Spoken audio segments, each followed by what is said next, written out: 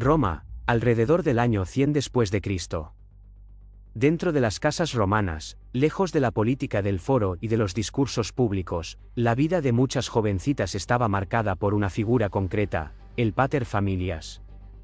No era solo el padre en un sentido afectivo, sino la máxima autoridad legal de la familia. Su poder estaba reconocido por el derecho romano y le permitía tomar decisiones clave sobre el patrimonio, las alianzas familiares y también sobre el matrimonio de sus hijas. Para una señorita de edad muy corta, esto significaba algo muy claro: no elegía con quién casarse. El matrimonio formaba parte de la estrategia familiar. Se negociaba entre hombres adultos, normalmente el padre y el futuro esposo o la familia de este, y se buscaban beneficios concretos, como reforzar la posición social, asegurar herencias o consolidar relaciones políticas. La opinión de la joven, aunque podía ser escuchada en algunos casos, no tenía peso legal real. El enlace se entendía como un acuerdo entre familias, no como una decisión personal. En la práctica, el matrimonio suponía una transferencia de autoridad. Dependiendo del tipo de unión, la joven pasaba a estar bajo la potestad del marido o continuaba bajo la del padre, pero en cualquier caso su situación jurídica seguía vinculada a la tutela masculina.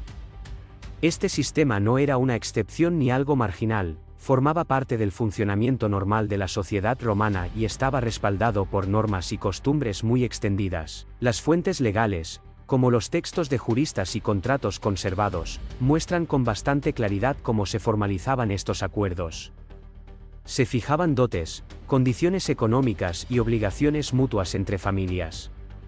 Todo quedaba definido con precisión, lo que revela hasta qué punto el matrimonio era considerado una institución práctica y necesaria para la estabilidad del grupo familiar.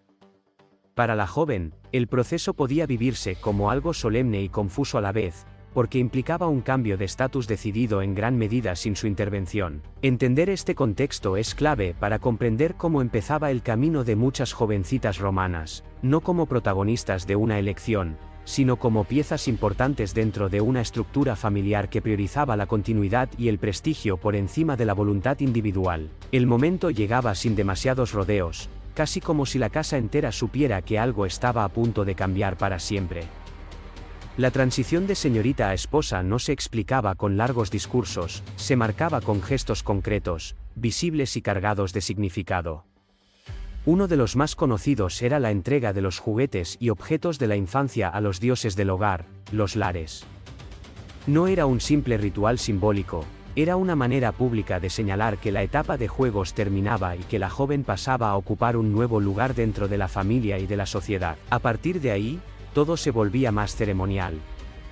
El cuerpo pequeño y aún frágil quedaba envuelto en prendas que no estaban pensadas para la comodidad, sino para comunicar estatus y solemnidad.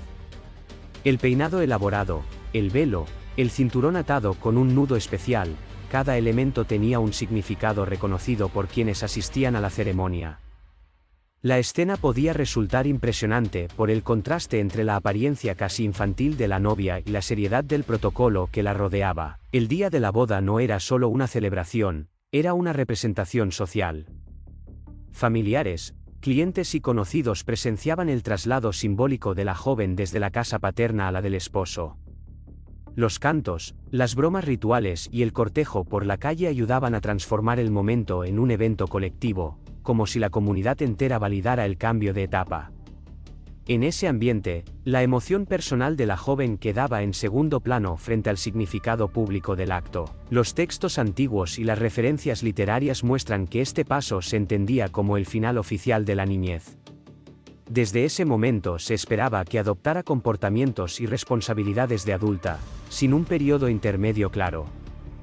La educación que hubiera recibido se detenía, y el aprendizaje pasaba a centrarse en las tareas del hogar y en su nuevo rol dentro de la familia del marido. Así, el rito no era solo una tradición pintoresca, sino un mecanismo social muy claro, marcaba de forma visible y compartida que la jovencita dejaba atrás su identidad anterior. La ceremonia convertía en algo tangible una idea que la sociedad romana daba por sentada: la infancia podía terminar de un día para otro, y el paso hacia la vida conyugal no era gradual, sino inmediato y definitivo. Roma se aquietaba al caer la noche, pero dentro de la casa comenzaba uno de los momentos más cargados de significado social del matrimonio, la entrada al lecho nupcial. Para la joven, que hasta hacía muy poco vivía bajo las rutinas de la infancia, este instante no se presentaba como una decisión personal, sino como una expectativa clara y compartida por todos los presentes.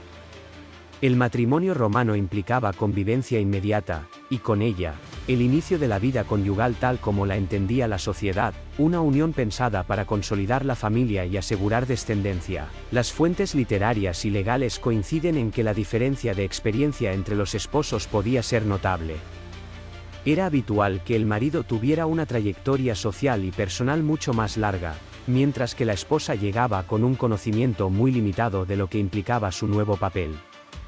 No existía una idea de consentimiento tal como la entendemos hoy, el deber conyugal se consideraba parte natural del matrimonio, algo que se asumía como una responsabilidad más dentro del orden doméstico. El ambiente de la noche estaba lleno de rituales y de observadores indirectos. Amigas y familiares acompañaban a la novia hasta la puerta del dormitorio, entre bromas tradicionales y fórmulas que pretendían aliviar la tensión del momento. Sin embargo, tras ese acompañamiento simbólico, la joven quedaba a solas con una realidad completamente nueva, con expectativas que no admitían aplazamiento. La presión social no era explícita en palabras duras, pero sí constante en la idea de que el matrimonio debía comenzar a funcionar desde el primer instante. Los autores antiguos dejan entrever que este paso podía vivirse con una mezcla de desconcierto y resignación. No se trataba solo de un cambio en la intimidad, sino de la confirmación práctica de que su vida había entrado en otra fase, con obligaciones que la sociedad consideraba inevitables.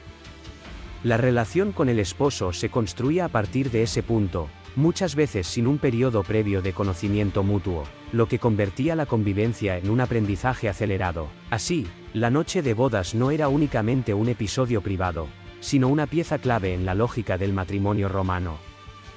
Representaba el momento en que el acuerdo entre familias se transformaba en vida cotidiana, cuando las expectativas sociales dejaban de ser promesas y se convertían en hechos.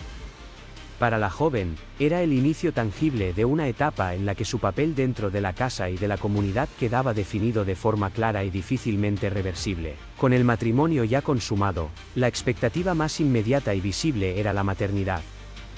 En la mentalidad romana, la función principal de la unión era asegurar descendencia legítima, y esa presión se hacía sentir desde muy pronto en la vida conyugal.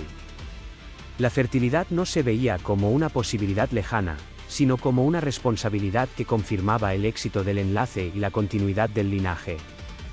Para una joven de edad muy corta, el embarazo significaba entrar en un territorio para el que ni su cuerpo ni su experiencia estaban plenamente preparados. Las fuentes médicas antiguas, como los tratados atribuidos a Sorano de Efeso, muestran que los propios autores romanos eran conscientes de que los embarazos tempranos implicaban riesgos elevados. Sin embargo, el conocimiento disponible era limitado y las soluciones, en muchos casos, más teóricas que efectivas.